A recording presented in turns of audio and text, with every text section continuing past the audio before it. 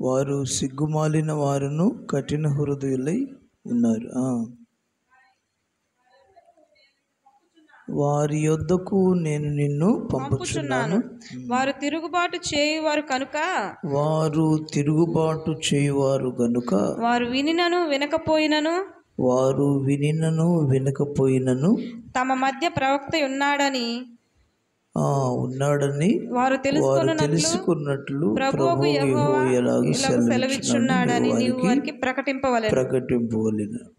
నరపుత్రుడా, నీవు బ్రహ్మదండి చెట్లలోను ముండ్ల తుప్పలను తిరుగుచున్నావు, తేళ్ల మధ్యను నివసించుచున్నావు. అయినను ఆ జనులకు భయపడకు, వారి మాటలకు భయపడకు. వారు తిరుగుబాటు చేయువారు వారికి భయపడకుము. వారు తిరుగుబాటు చేయువారు కనుక. చాలు.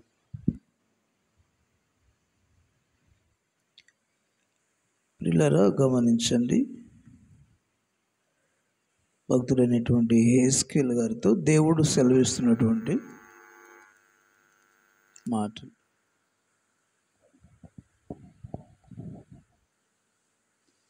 ఆ దినాలలో ప్రజలు ఎలా ఉన్నారంట? తిరుగుబాటు చేసే ప్రజల వాళ్ళు. ఎవరు మీరు తిరుగుబాటు చేస్తున్నారు? దేవుని మీద తిరుగుబాటు చేస్తున్నారు, దైవ సేవకుల మీద తిరుగుబాటు చేస్తున్నారు. తిరుగుబాటు స్వభావం 3వ అధ్యాయం చివరి వచనంలో కూడా నా మీద తిరుగుబాటు చేసిన వారు. ఎవరి మీద అంట? చదువు 3 చివరి మాట. 3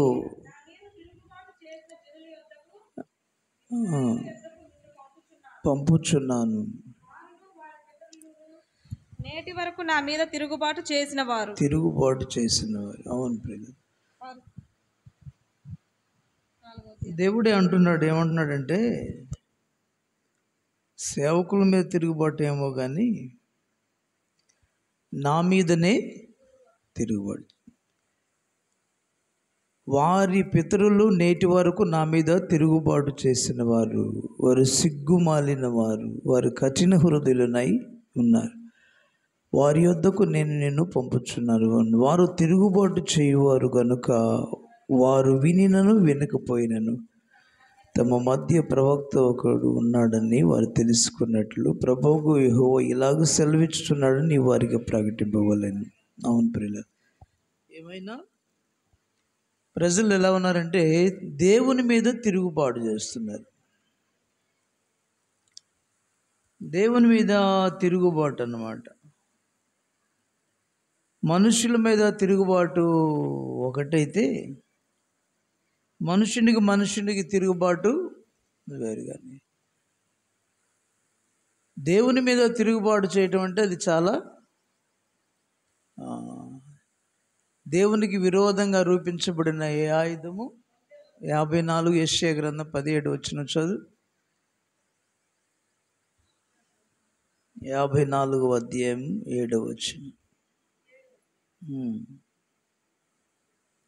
17 వచనం. నీకు విరోధముగా రూపించబడిన ఏ ఆయుధము వర్ధిల్లదు.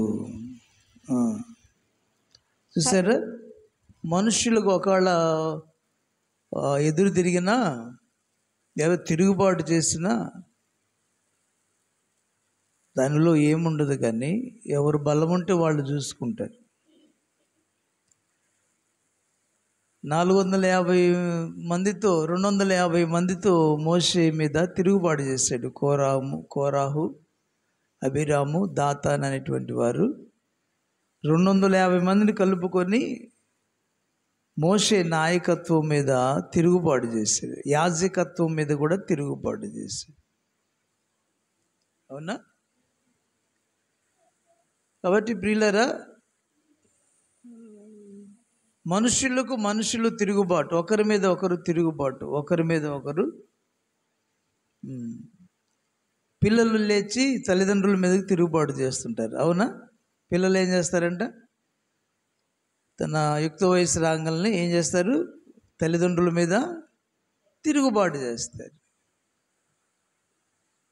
ఆ తర్వాత సంఘంలోని వాళ్ళందరూ సేవకుల మీద తిరుగుబాటు చేస్తారు. లేకపోతే ఒక ఫ్యాక్టరీ యజమానుడు మీద కార్మికులందరూ ఏం చేస్తారు? సరి అయినటువంటి వాళ్ళకి జీతాలు లేకపోయినా, లేకపోతే సరైన సౌకర్యాలు లేకపోయినా తిరుగుబాటు చేస్తూ ఉంటారు. అలాగా మనుషులు తిరుగుబాటు అది సమస్య పోద్ది, కానీ ప్రియులరా దానికి ఎండింగ్ ఉంటుంది. కానీ మరి దేవుని మీద తిరుగుబాటు చేస్తే, దేవుని మీద ఎలా తిరుగుబాటు చేస్తారు? ఎందుకు తిరుగుబాటు చేస్తున్నారు? ప్రజలు ఎలాగ ఉన్నారంట? బ్రహ్మదండి పొదల మధ్యలో ముండ్ల తుప్పల్లో తిరుగుచున్నావు, తేళ్ల మధ్య నివసించున్నావు. చూసారా ఎలా ఉన్నారంటే? ఈ ప్రజలు ఎలా ఉన్నారంటే 3 రకాల ప్రజలుగా చూపిస్తున్నాడు దేవుడు. ఒకటి బ్రహ్మదండి పొదలంట. ఏంటంటమ్మా?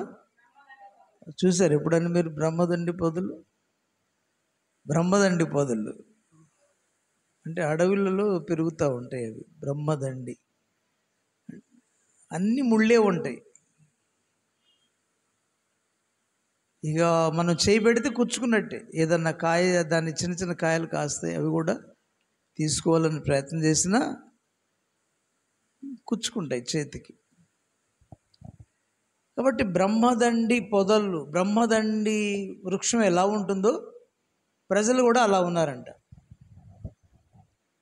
అంటే బ్రహ్మదండి పొదలు ఎలాగా అరణ్యములు పెరుగుతుంటాయి, వీళ్ళు కూడా అరణ్య అనుభవంలో ఉన్నారు. బ్రహ్మదండి పొదలకు ఎలాగా ముళ్ళు ఉంటాయో మనుషులందరూ కూడా నోటి నిండా, కళ్ళ నిండా, ఒంటి నిండా అన్ని ముళ్ళే. స్తోత్రం. అంటే ముళ్ళుగా ఉన్నారు. అంటే బ్రహ్మదండి పొదలు దాదాపు దేనికి పనికిరావు, వీళ్ళు కూడా అలానే ఉన్నారని అర్థం. ఒకరికి దాని అర్థం ఏంటంటే దేనికి పనికిరారు. ఒకరికి హాని చేయటానికే, మేలు చేయటానికి వారి చేత కాదంట. కీడు చేయటానికే వాళ్ళకి చేతనవుతుందంట, కానీ మేలు చేయటానికి వారికి చేత కాదు. సామెత గ్రంథంలో ఆ మాటలు ఉండవు చూడండి.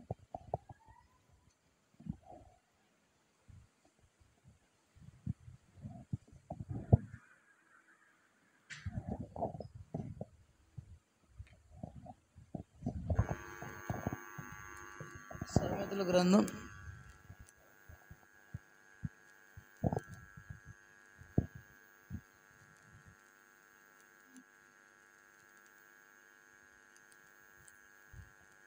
10 పత్రిక చూడండి. సామెతల కంటే ముందు రోమా చూద్దాం. రోమీలకు రాసిన పత్రిక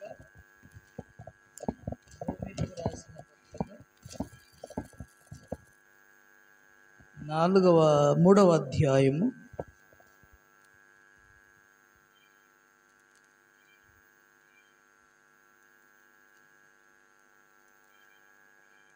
11 నుంచి 19 వరకు. రోమీలకు రాసిన పత్రిక 3వ అధ్యాయం 11 నుంచి 19 వరకు. త్వరగా. నీతిమంతుడు లేడు, ఒక్కడును లేడు. నీతిమంతుడు లేడు, ఒక్కడును లేడు. గ్రహించువాడెవడును లేడు, దేవుని వెదకువాడెవడును లేడు. అందరూను త్రోవ తప్పి ఏకముగా పనికి మాలిన వారైరి. మేలు చేయవాడు లేడు, ఒక్కడైనను లేడు. వారి గొంతుక తెరచిన సమాధి తమ నాలుకతో మోసము చేయుదురు. వాడు లేడు, ఒక్కడైనా లేడు. వారి గొంతుగా తెరచిన సమాధి తమ నాలుకతో మోసము చేయుదురు. వారి పెదవుల క్రింద సర్ప విషం ఉన్నది. వారి నోటి నిండా శపించుటయు పగయు ఉన్నవి. రక్తము చిందించుటకు వారి పాదములు పరుగులెత్తుచున్నవి. నాశనమును కష్టమును వారి మార్గములలో ఉన్నవి. శాంతి మార్గము వారు ఎరగరు. వారి కన్నుల ఎదుట దేవుని భయము లేదు. ప్రతి నోరు మూయబడినట్లును సర్వలోకము దేవుని శిక్షకు పాత్రమగునట్లును ధర్మశాస్త్రము చెప్పుచున్నది. మంచిది ప్రియులారా, వచనాలు చూడండి. ప్రజలు ఎలా ఉన్నారు? నీతిమంతుడు ఒక్కడు కూడా లేడంట. ఇవన్నీ లేడు లేడు లేడు లేడు. నీతిమంతుడు ఒక్కడు కూడా లేడు. రెండవది, గ్రహించువాడు ఒక్కడు కూడా, అంటే దేవుని మాటలు చెప్తే గ్రహించేవారే, తిరస్కరించేవారే కానీ గ్రహించేవారు. ఒక మంచి మాట చెబితే మనుషులు గ్రహణ శక్తి లేదు, గ్రహింపు లేదన్నమాట. గ్రహించలేకపోతున్నారంటే తిరుగుబాటు, తిరస్కరిస్తున్నారని అర్థం. మూడవది, దేవుని వెదకువాడు లేడంట. కదంటమ్మా? ఏంటంటే మూడవది, దేవుని వెదకువాడు లేడు. నీతిమంతుడు లేడు, గ్రహించేవాడు లేడు, దేవుని వెదికేవాడే లేడు. కాబట్టి ఇలా ఉన్నారంట. తర్వాత ఏం చేస్తున్నారు? అందరూ త్రోవ తప్పి ఏకముగా, ఎలా ఉన్నారంట? అందరూ త్రోవ తప్పి ఏకముగా పనికి మాలిన వారాయండి. పనికి మాలిన పనులు కాబట్టి ఏంది?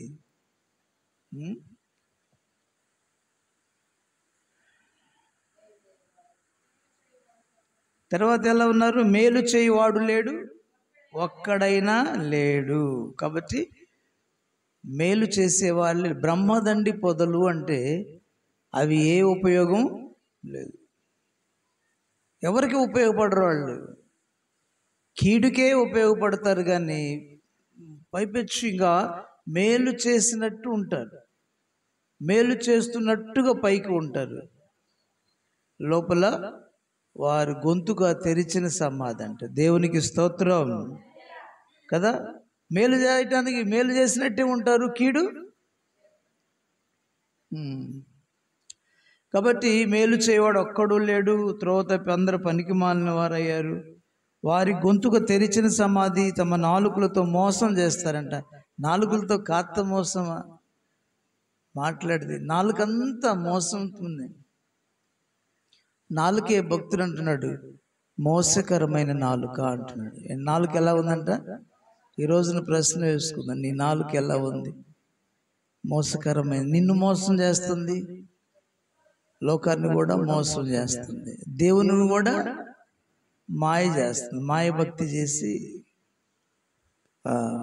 నువ్వు మోసపోతున్నావు, మోసగిస్తున్నాను అనుకుంటున్నావు, నీవు కూడా మోసపోతావు. కాబట్టి నాలుకంట మోసకరమైందంట. ఎలాంటి చెప్పండి అమ్మా? నాలుగు. కాబట్టి నాలుగుని ఏం చేయాలంట? చాలా జాగ్రత్తగా. యేసయ్య చాలా జాగ్రత్తగా మాట్లాడాడు. ఆయన ఈ లోకంలో ఉన్నప్పుడు ఆచి తూచి మాట్లాడాడు. ప్రతి మాట జాగ్రత్తగా మాట్లాడు. సేవకులకి నోరు వదలట్లేదు. ఒకటికి 2 సార్లు అంటే ఇక మూడోసారి ఒప్పుకోడంట. ఏ పంట వేస్తే ఆ పంట కోసుకుంటాం. కాబట్టి నాలుక మోసం చేస్తుంది మనిషిని. కాబట్టి నాలుకను చాలా జాగ్రత్తగా, సాధువు కాజాలదు, సాధువు ఆయన కానీ జంతువులు, జలచరాలు అన్నీ కూడా సాధువు అయిన మనిషిని చేత కానీ ఏ మనిషి కూడా నాలుకను సాధువు చేసుకోలేకపోతారు. అంటే దాన్ని భద్రంగా కాపాడుకోలేకపోతారు. నాలుక మాట్లాడటానికి ఉపయోగపడేది. నీ మాటలు కదా జీవపు మాటల్లాగా ఉండాలి, ఒకళ్ళకి బ్రతికించే మాటల్లాగా ఉండాలి, జీవాన్నిచ్చే మాటల్లాగా ఉండాలి. నీకు చేత కాకపోతే వాక్యం చదివి వినిపించు, వాక్యము బ్రతికిస్తుంది నీ మాటలు, సొంత మాటల కంటే. కాబట్టి నాలుక విషయంతో నిండిందండి. దేంతో నాలుకంట? విషయంతో. నాలుక అగ్నిలాగా ఉందంట.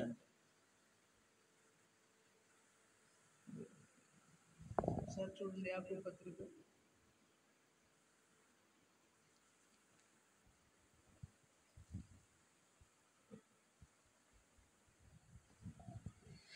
8వ వచనం. ఏ నరుడు నాలుకను సాధువు చేయనేరడు, అది మరణకరమైన విషముతో నిండినది.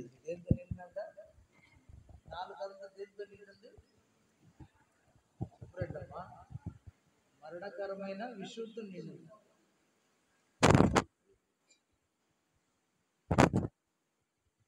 నాలుక విషంతో నిండి ఉంది. నాలుక మరల ఇంకేం నిండింది? 5వ వచనం, అలాగనే నాలుక చిన్న అవయవమైనను బహుగా అది అదిరిపడును. ఎంత కొంచెం నిప్పు ఎంత విస్తారమైన అడవిని తగులు పెట్టును. నాలుక అగ్ని. అర్థమైందా? ఏంటంటే నాలుక ఒకటి నాలుక విషంతో నిండిందంట, ఒకటి నాలుక రెండవది అగ్ని అంట. మంచి అగ్ని అయితే ఒకరికి మేలు చేస్తుంది, చెడ్డ అగ్ని అయితే ఇతరులను కాల్చేస్తుంది, నిన్ను కూడా కాల్చేస్తుంది. కాబట్టి నాలుకలో కుటిలతో ఉండిన ఆత్మకు భంగము కలుగును అని.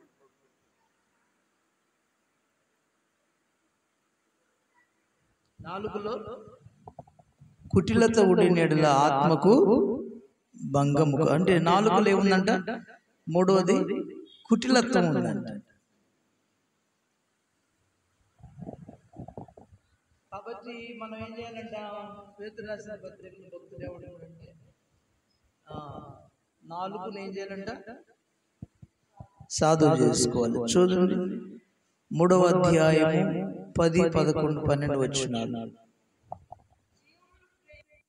జీవమును ప్రేమించి మంచి దినములు చూడగోరువాడు చెడ్డదాన్ని పలుకుండా తన నాలుకను, కపటమైన మాటలు పలుకుండా తన పెదవులను కాచుకొలను. నాలుకను కాచుకోవాలి, నాలుకను సాధువు చేసుకోవాలి, నాలుకను కాచుకోవాలి. చదువు.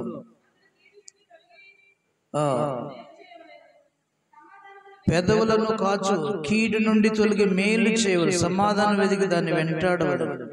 ప్రభు కనులు నీతిమంతుల మీదను ఆయన చెవులు వారి ప్రార్థనలు వైపు ఉన్నవు. కానీ అది అసలైన విషయం. నువ్వు సేవకుడు వైండి కీడు చేస్తే ఒప్పుకుంటాడా? ఒక విశ్వాసి వైండి కీడు చేస్తే ఒప్పుకుంటాడా? దేవుని నమ్ముకున్న బిడ్డవై ఉండి కీడు చేస్తే ఒప్పుకుంటాడు? ఏమన్నాడు దేవుడు? ప్రభు ముఖము కీడు చేయవానికి విరోధంగా, నీకు విరోధమే దేవుడు అనుకుంటున్నావు. ఎవడైనా సరే 2 పడవల మీద కాలేస్తే వాడికి విరోధమే దేవుడు. అది ఎవరైనా సరే దేవుడి విరోధము. కొద్ది కాలం మనుషుల మెప్పుతో జరిగిన దేవుడు నీకు ప్రభు ముఖము కీడు చేయవారికి విరోధముగా ఉంటుందంట. జాగ్రత్తగా ఉందాం. నాలుకను కాపాడుకోవాలి, నాలుకను సాధు చేసుకోవాలి, నాలుకను భద్రపరుచుకోవాలి. ఏవి చెడ్డ మాటలు పలకకుండా. మంచి దినాలను చూడాలంటే నీ పెదాలను, నీ నాలుకను కాచుకోవాలి. కాబట్టి నాలుకలో ఏముందంట? నాలుకలో ఏముంది? ఒకటి ఏమున్నా చెప్పాను, 3 చెప్పాను. నాలుకలు విషయంతో నిండి ఉంది నాలుక, విషయంతో నిండి ఉంది నాలుక. రెండవది నాలుకలో అగ్ని ఉందంట, మనుషులను కాల్చివేసే అగ్ని. నాలుకలో ఇంకోటి దుష్టత్వం ఉందంట. నాలుక సర్వ పాప ప్రపంచమైన. చదవండి అక్కడ యాకోబులోని చిచ్చు పెట్టుదంట, తాను చిచ్చు పెట్టబడుతుందంట. చదవాలి. 6వ వచనం. నాలుక అగ్ని, నాలుక మన అవయవంలో ఉంచబడిన పాప ప్రపంచమైన సర్వ శరీరములకు మాలిన్యము కలుగు చేయొచ్చు. ప్రకృతి చక్రమునకు చిచ్చు పెట్టును, అది నరకము చేత. ప్రకృతి చక్రమునకు చిచ్చు పెట్టుదంట నాలుక, అది కూడా నరకము చేత చిచ్చు పెట్టబడును. కాబట్టి నాలుకను సాధువు చేసుకోవాలి. 8వ వచనము. నరుడు నాలుకను సాధువు చేయనేరడు, అది మరణకరమైన విషముతో నిండింది, అది నిరర్గళమైన దుష్టత్వమే. దీనితోనే తండ్రి అయిన దేవుని చెప్పండి స్తుతిస్తూ, దీనితోనే దేవుని పోలికగా పుట్టిన మనుషులను శపిస్తూ ఒక నోటి నుండి ఆశీర్వచనం శాపవచనం బయలుదేరాడు.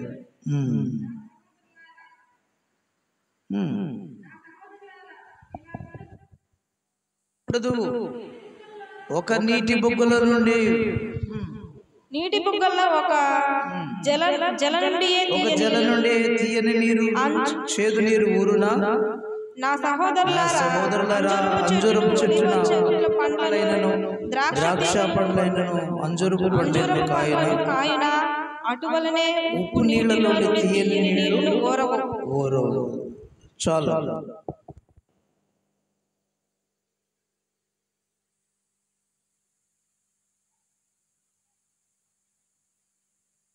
ఉంచుకోవాలని దేవుని వాక్యం అంటుంది. ప్రియులారా, దుష్టత్వంతో ఉందంట.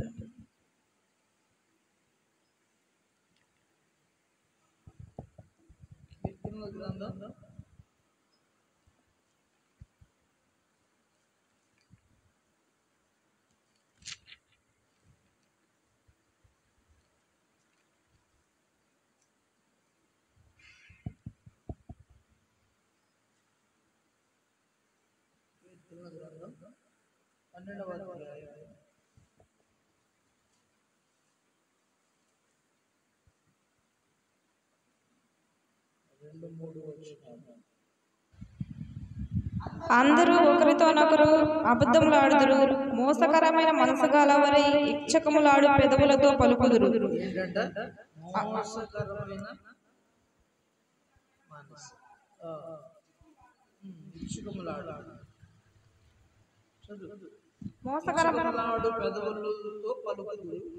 యెహోవా ఇచ్చకములాడు పెదవులన్నింటినీ, బింకములాడు నాలుకలన్నింటినీ కోసివేయును.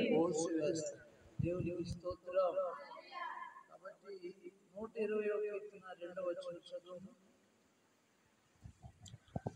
ఏమర్థమైంది అంటాడు. వచ్చిన చదివితే ఏమర్థమైంది వివరించాలి కదా, వివరించడం జాగ్రత్త. యెహోవా అబద్ధమాడు పెదవుల నుండి, మోసకరమైన నాలుక నుండి నా ప్రాణమును విడిపింపుము. అబద్ధములాడు పెదవులు, మోసకరమైన పెదవులు, మోసకరమైన నాలుక. అబద్ధమాడు పెదవుల నుండి మోసకరమైన నాలుక నుండి నా ప్రాణమును. మోసకరమైన నాలుక ఆయన నీకేమి చేయను, ఇంతకంటే అధికముగా నీకేమి చేయను. తంగేడు నిప్పులతో కూడిన బాణములను నీ మీద వేయును. అయ్యో, నేను షెకెములో పరదేశినై ఉన్నాను. కేదారు కలహ ప్రియుని యొద్ద నేను చిరకాలము నివసించువాడను. నేను కోరునది సమాధానమే. అయినను మాట నా నాట, అయినను మాట నా నోట వచ్చిన తోడనే వారు యుద్ధమునకు. మాట నా నోట వచ్చిన తోడనే వారు యుద్ధనగి. ఇప్పుడు నా మీదకి మాట వస్తేనే సిద్ధపడతాడు అన్నారు. దేవునికి మహిమ కలుగునుగా. ఏం దొరుకుద్దా? కాబట్టి పిల్లల మోసకరమైన నాలుకలు అంటే దేవుడు ఏం చేస్తాడు? ఏం చేస్తాడమ్మా? తంగేడు నిప్పులతో కాలుస్తాడంట. ఏం నిప్పులు? తంగేడు నిప్పులు. ఎందుకు తంగేడు కర్రలు ఎందుకు వాటితోనే కాలుస్తాడంటే తొందరగా ఆరిపో, ఎక్కువసేపు గట్టిగా. కాబట్టి ఆరని అగ్నితో కాలుస్తాడని అర్థం నాలుగు. కాబట్టి నాలుకను భద్రపరుచుకున్న నోటి మాటలను జాగ్రత్తగా ఉంచుకున్నాం.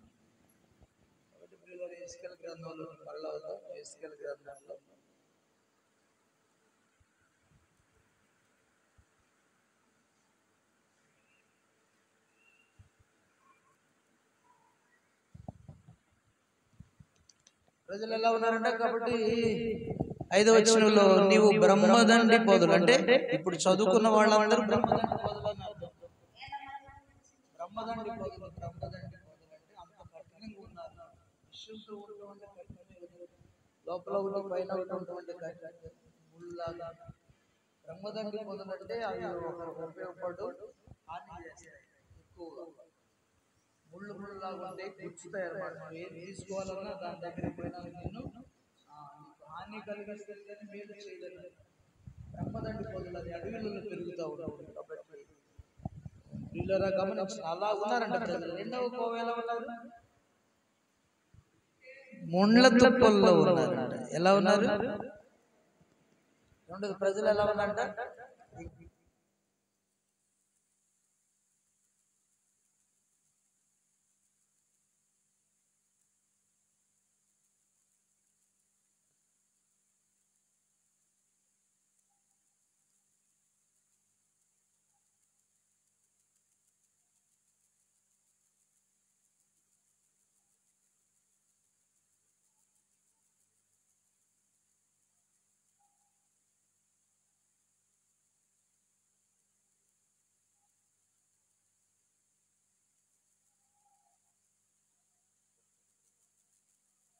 స్తోత్రం. ముండ్ల తుప్పులు అంటే అణిచివేస్తారు, దేవుని వాక్యాన్ని అణిచివేస్తారు, దేవుని సేవకులను అణిచివేస్తారు కదా. ఆ ముళ్ళు ముళ్ళుగా ఉన్నాయి కాబట్టి ముళ్ళతో అందరినీ గుచ్చుతారు కూడా. దేవునికి మహిమ కలుగును. ముళ్ళ లాంటి మాటలు ముండ్ల తుప్పల వలె ఉన్నారంట. ముండ్ల తుప్పలకు ఇక మన లోపలికి వెళ్ళలేము కదా. వెళ్తామా? పెద్ద ముళ్ళు కంచిందని బాగా దాంట్లో వెళ్ళగలుగుతామా? వెళ్ళలేము. అలాగనే మనం కూడా వాళ్ళలోకి వెళ్ళలేమని అర్థం. నువ్వు బ్రహ్మదండి పొదల మధ్యలో ఉన్నావు, ముండ్ల తుప్పలలో తిరుగుతున్నావు, ముళ్ళు నీకు గుచ్చుకుంటానే ఉంటాయి. ప్రజలు అలా ఉన్నారు, ముళ్ళు ముళ్ళుగానే ఉన్నారు. అంటే నీవు వెళ్ళనీయకుండా, నిన్ను ఎదగనీయకుండా, నిన్ను చెప్పనీయకుండా చేసేవాళ్ళుగా ఉన్నారు. కాబట్టి ముండ్ల తుప్పులు అంటే వీళ్ళరా ప్రజలు కఠినంగా ఉన్నారని అర్థం. మూడో విషయం గమనిస్తే ఇంకోటి ఏంటంటే ఎలా ఉన్నారంటే, ఇంకోటి మూడో విషయం, ప్రజలు ఎలా ఉన్నారు? తేళ్లలాగా ఉన్నారంటే. ఇంకా తేళ్ళంటే ముళ్ళను గుచ్చుకుంటే కాసేపే దాన్ని తీసేసుకుంటాడు. వాళ్ళు పెట్టే బాధలు మాటలు అర్థమైందా? ముళ్ళంటే మాటలే. ఏంటంట? సూటిపోట్లు అంటే మాటలు. సేవకులు అంటే అంత అలుసు. ఏందో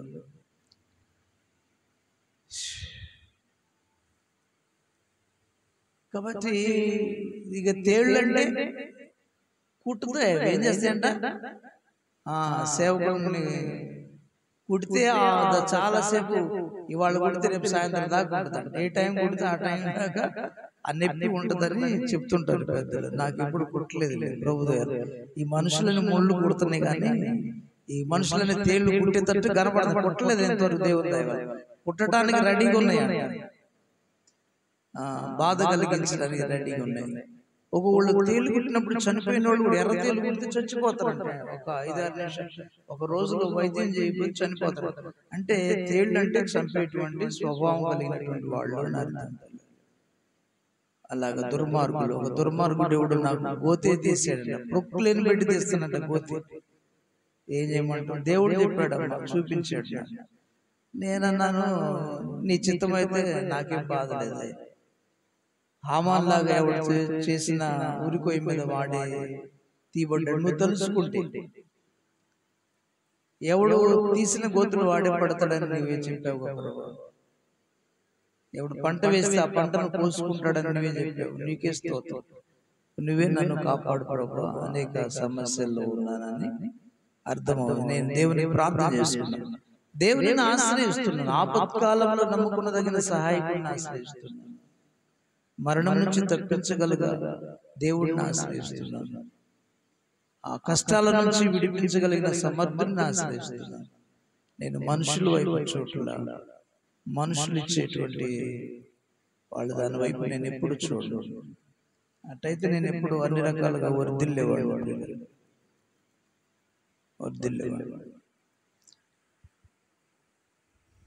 కాబట్టి తేళ్లలాగా ఉన్నారు ప్రజలు, బ్రహ్మదండి పొదల్లాగా ఉన్నారు. రెండవది ముండ్ల తుప్పల్లాగా ఉన్నారు. మూడవది తేళ్లలాగా ఉన్నారు. అందుకే మనం దేవుని సేవకులను దేవుడు ఏమంటున్నాడంటే, మత్తయి సువార్తలో చూడండి,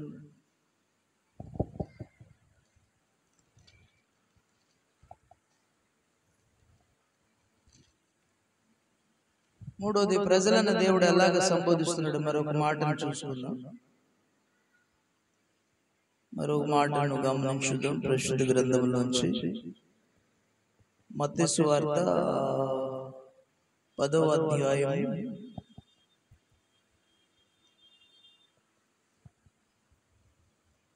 16వ తోడేళ్ల మధ్యకు గొర్రెలను పంపినట్టు నేను నిన్ను పంపుచున్నాను కనుక పాముల వలె వివేకులను, పామురముల వలె నిష్కపటులవై ఉండుడి. మనుషులను గురించి జాగ్రత్త పడుడు. చాలు. కాబట్టి మరొక ఉదాహరణ ప్రజల గురించి దేవుడు ఎలాగా సంబోధిస్తున్నాడంటే, తోడేళ్ళు అంటాడు. ఏంటంటే అంటే తోడేళ్ళుగా వస్తే మనం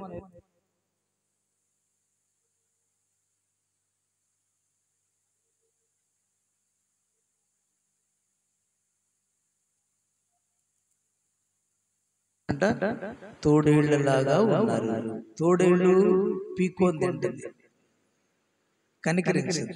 ఏదైనా దానికి దొరికితే మనుషుల మీద కూడా ఎగబడుతుంది, తోడేళ్ళు చీల్చేస్తారు. కాబట్టి అలాగా ప్రజలు అలా ఉన్నారు అని అర్థం. అంటే ఒకరినొకరు భక్షించుకునే వాళ్ళు అర్థం, ఒకళ్ళ మీద ఒకళ్ళు పడేవాళ్ళు అర్థం. వీళ్ళు ఏం చేస్తున్నారంట, ప్రక్కనవాడి పొరుగు వారి అంతా ఆశిస్తా ఉన్నారంట. పొరుగు వారి పొలాన్ని, ప్రక్కనోడి పొలాన్ని ఆశిస్తాడంట, భక్షిస్తాడంట. ఇప్పుడు చూడండి ఎంత భయంకరంగా జరుగుతున్నాయో. ఎక్కడ చూసినా పొరుగు వారి స్థలాలు ఆక్రమిస్తా ఉన్నారు, భక్షిస్తున్నారు. ఇక వాళ్ళకి లేకుండా తినేస్తున్నారు. కాబట్టి పిల్లరా, తోడేళ్ళు ఎంత కాడికి ఒకళ్ళని చీల్చివేసి ఒకళ్ళని తినివేసేటువంటి కార్యక్రమం అలాగా బాధిస్తూ ఉంటారు నా ఉద్దేశం.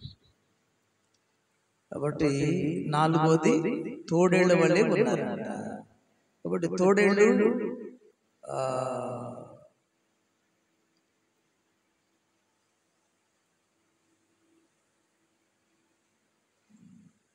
ఇంకొక చోట నక్క ఈ నక్కను గురించి చెప్పండి. ప్రభువారు హేరోదు గురించి ఒక మాట అంటాడు, ఆ నక్కతో చెప్పండి అంటాడు. దేవునికి స్తోత్రం. ఆ నక్కతో చెప్పండి ఆయన.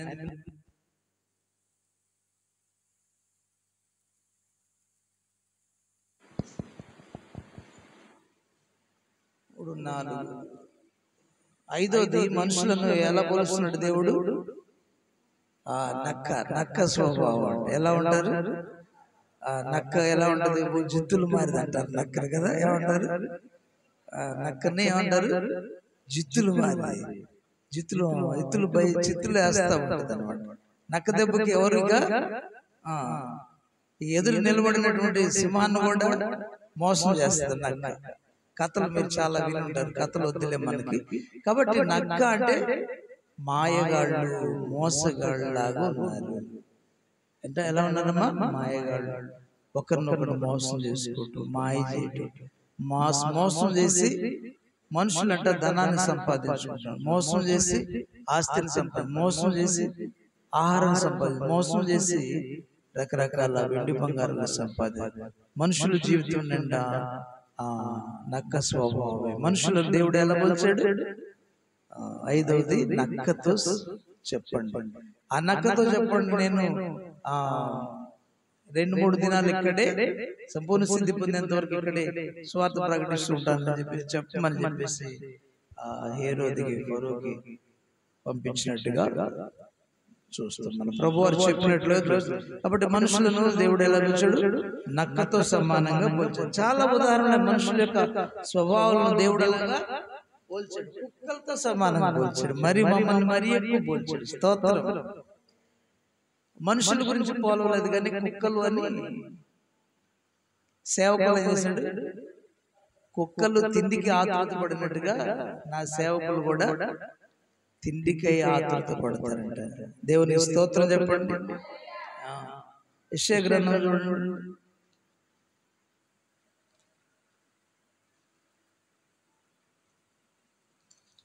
నేను ముగిస్తున్నాను. ఏందో నాకేమో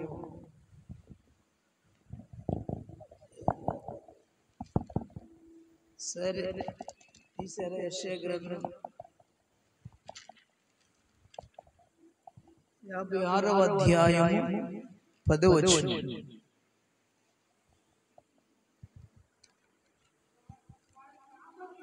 వారి కాపరులు గుడ్డివారు, వారందరూ తెలివి లేని వారు, వారందరూ మూగ కుక్కలు, మొరగలేరు. కుక్కలు అన్నాడా లేదా? ఎవరిని గురించి? వారి కాపరులు. కాపరులు అంటే ఎవరు? మనుషులే, మేమే. అంటే బాధ్యత కలిగినటువంటి సేవకులు అన్నారు. కాపరి అంటే కొన్ని గొర్రెల గురించి బాధ్యత ఉంటుంది వాళ్ళ మీద. వాళ్ళు ఎలా నడుస్తున్నారు, ఎటు వెళ్తున్నారు, ఏం చేస్తున్నారు, ఎలా జీవిస్తున్నారు అని వాళ్ళు జాగ్రత్తగా కాయాలి, మేపాలి, నడిపించాలి.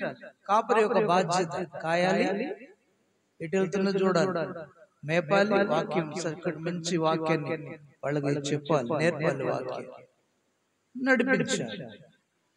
కాయాలి, మేపాలి, నడిపించాలి. మేము కాయటమేమో నడిపించటమేమో మిమ్మల్ని మేపటమేమో కానీ మేము మాత్రం మేస్తా ఉన్నామంట. స్తోత్రం. ఎలా అవును కదా మరి, కాస్త మేస్తున్నాం. అందుకే ఏమంటే మోగ కుక్కలు. అసలు ఈ కుక్కలు ఇది తిండికి ఆతృత ఒకటైతే మొరగని కుక్కలు అంట. దేవుని వాక్యం సరిగా చెప్పని కుక్కలు అని అర్థం. మోగ కుక్కలు అని బోధించు. తింటాయి కానీ దేవుని వాక్యాన్ని ధ్యానించవు, దేవుని వాక్యాన్ని నేర్చుకోవు, దేవుని వాక్యాన్ని దేవుని దగ్గర నుంచి తీసుకోవు, ఇవి చెప్పు అని అర్థం. కాబట్టి మనుషులను ఆరోధగా ఎలా సంబోధిస్తున్నాడు? మోగ కుక్కలు. ఈరోజున ప్రశ్న వేసుకుందాం, వీళ్ళు ఇలాగుండి ఓ ఎస్కేలు నేను వాళ్ళ మధ్యకి మిమ్మల్ని పంపిస్తున్నా, నేను ఏ మాట అయితే చెప్తావో ఆ మాట నువ్వు వాళ్ళకి చెప్పు.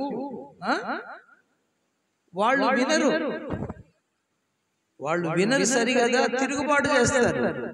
అయినా నీవు నా మాటగా యెహోవా సెలవిస్తున్నాడని వాళ్ళు తిరుగుబాటు చేసేపోయినా, వాళ్ళు వినకపోయినా నువ్వు మాత్రం ప్రకటించాలి అని హెస్కేలుతో మాట్లాడుతూ ఉన్నాడు దేవుడు. హెస్కేలుతో చెప్తున్నాడు, హెచ్చరిక చేస్తున్నాడు. నువ్వు వినాల్సిందే, నువ్వు ప్రకటించాల్సిందే. వాళ్ళు వినినా వినకపోయినా, వాళ్ళు తిరుగుబాటు చేసినా నువ్వు నా మాటను ప్రకటించు, నా మాటగా ప్రకటించు అని దేవుడు హెస్కేలుని బలపరుస్తున్నాడు. వాళ్ళు భయపడమాకు, బ్రహ్మదండి పొదలు లాంటి వాళ్ళైనా భయపడవద్దు, తేళ్ల లాంటి వాళ్ళైనా నువ్వు భయపడవద్దు, ఇంకా ముండ్ల తుప్పలు లాంటి వాళ్ళని నిన్ను గుచ్చే వాళ్ళైనా భయపడవద్దు కదా అని.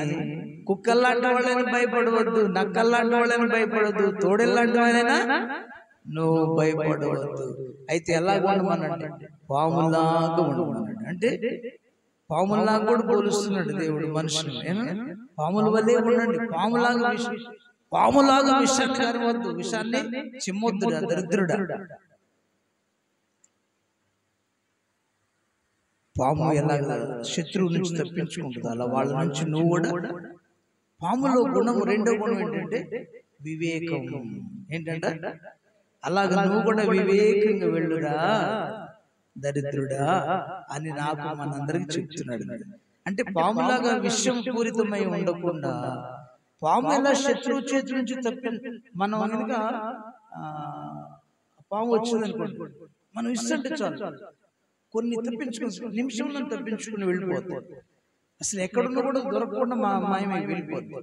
అలాగా వివేకంగా పాముల వలె వివేకంలో పావురములాగా, రెండోది ఏమంటున్నాడు, పావురములాగా నిష్కపటంగా ఉండమంటున్నాడు.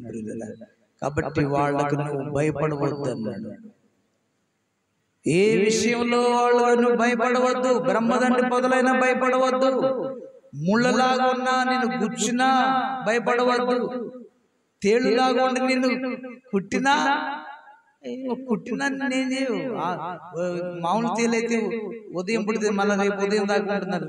ఈ వీళ్ళు అనగూడు, వీళ్ళు కుట్టినా నీకేమి అంతసేపు కూడా నీకు హాని ఉండదు. నేను దగ్గరికి వస్తే నేను నీకు తోడుగా ఉంటే మాట్లాడుతాడు. కాబట్టి అయితే ఏమన్నాడంటే, నరపుత్రుడా నువ్వు చక్కగా నిలబడ్డాడు. స్తోత్రం చెప్పండి. ఏమంటున్నాడు, నువ్వు మొట్టమొదటి చేయాల్సింది B stand, B stand, B stand. నా ఎదుట నువ్వు చక్కగా నిలబడు, అప్పుడు నేను నీతో మాట్లాడతాను అని. మొదటగా మనం నిలబడాలి. దేంట్లో నిలబడుతున్నాం? దేంట్లో నిలబడుతున్నాం? నా యందు మీరును, మీ యందు నా మాటలు నిలిచి ఉంటుంది. మనమంటే ఆయన మాటలు మనలో ఉండాలంట, మనం ఆయనలో ఉండాలంట. మనం దేంట్లో నిలిచి ఉంటున్నామో ప్రశ్న వేసుకోవటం. ఎక్కడ నిలబడుతున్నావో ప్రశ్న వేసుకో. దేంట్లో నిలబడుతున్నావు? దేవునికి మహిమ కలుగును. కాబట్టి మనం కూడా దేవుని సన్నిధిలో నిలబడి ఉండాలి. దేవుని మోషే అంటాడు, అయ్యా నీ సన్నిధిలో నుండి నన్ను దావీదు అంటాడు, నన్ను త్రోసివేయండి. 51 కీర్తన 10 వచనం చదవండి. 10, 11, 51 కీర్తన 51 కీర్తన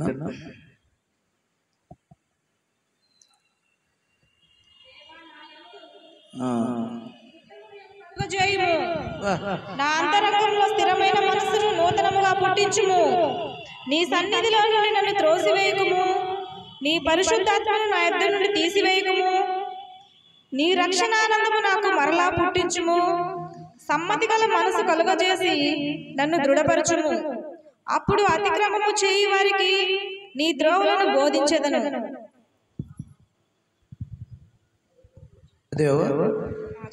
నీ సన్నిధిలో నన్ను త్రోసివేయకుము. నీ పరిశుద్ధాత్మను నా యొద్ద నుండి తీసివేయకుము. నీ రక్షణానందము నాకు మరలా పుట్టించుము. సమ్మతి గల మనసు కలుగజేసి నన్ను దృఢపరచుము. చాలు. దేవుడి మాటలు మన వెనుకల్లో దీవించి ఆయన సన్నిధిలో చక్కగా నిలబడి ఆయన మాటలు విని ఆయన మాటలను ప్రకటించుదుముగాక. ఈ దుర్మార్గులకు మనం భయపడకుండా ఉందుముగాక. యేసు పరిశుద్ధుడు అయిన తండ్రి, ప్రేమ కలిగిన యేసే, నీకు వందనాలు, స్తోత్రాలయ్యా.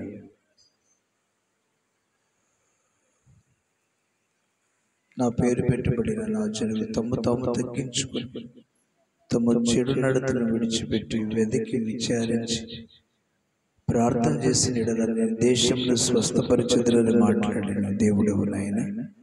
ఈరోజు నా హెస్కేల్ గ్రంథంలో కొద్ది మాటలు నాతో మీరు మాట్లాడినందుకు స్తోత్రాలయ్యా.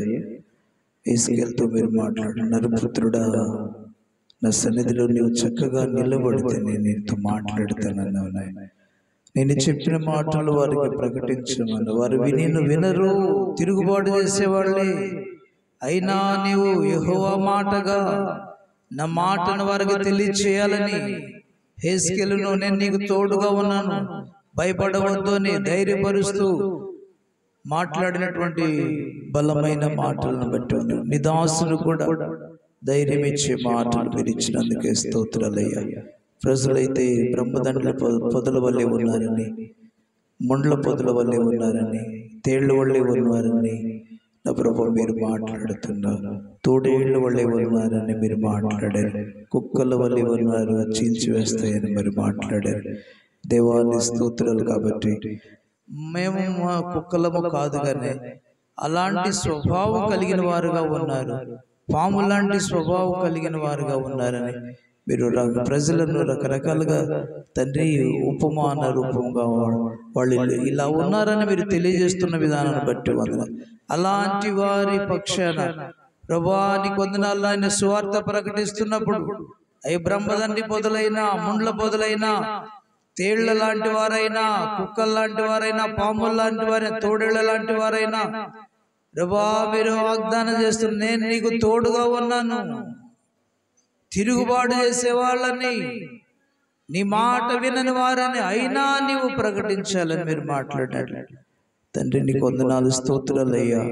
ఈ రోజున మేము బ్రహ్మ తండ్రి పదుల వల్లే ఉన్నామేమో సరి చేసుకుంటూ సహాయం చేయండి.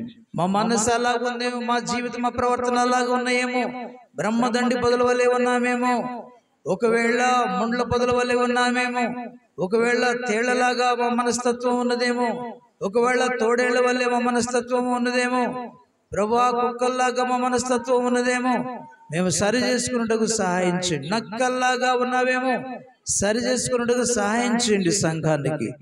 ప్రభువా క్షమించండి నాయన. వీళ్ళందరినీ సన్నిధిలో నిలబట్టలేదయ్యా. దావీదులాగా వేసుకెళ్తుంటాను.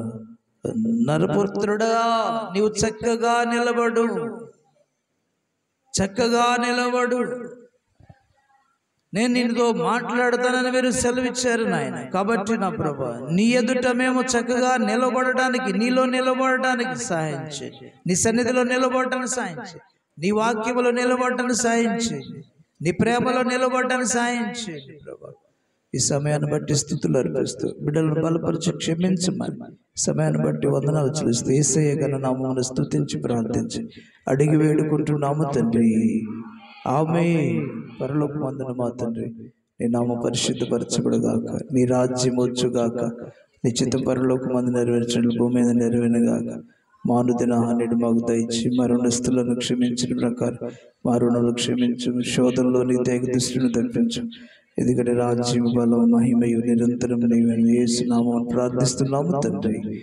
ఆమేన్. తండ్రి దేవుని ప్రేమ, కుమారుడైన యేసుక్రీస్తు ప్రభువారి కృప, పరిశుద్ధాత్మని కన్నుని సహవాసం సదాకాలం తోడయుండి సర్వసత్యములు నడిపించి దీవించి ఆశీర్వదించును గాక. ఆమేన్. ఆమేన్. ఆమేన్.